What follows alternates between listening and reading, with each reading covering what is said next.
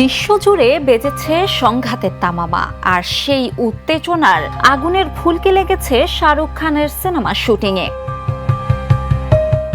পরিকল্পনা অনুযায়ী সুপারস্টার শাহরুখ খানের বহুল প্রতীক্ষিত সিনেমা কিং এর একটি বড় অ্যাকশন সিকোয়েন্স ধারণ করার কথা ছিল দুবাইয়ের মরুভূমিতে, কিন্তু বর্তমান নিরাপত্তা পরিস্থিতির কারণ বিবেচনা করে পরিচালক সেই আন্তর্জাতিক শুটিং বাতিলের সিদ্ধান্ত নিয়েছেন। এখন পুরো সিকোয়েন্সটি মুম্বাইয়ের একটি স্টুডিওতে বিশাল মরুভূমির সেট তৈরি করে শুট করা হবে। নির্মাতারা জানিয়েছেন সেটটি এমনভাবে ডিজাইন করা হচ্ছে যাতে ছবির স্কেল ও ভিশন অক্ষুণ্ণ থাকে। বিনোদন ডেস্ক, দ্য নিউজ।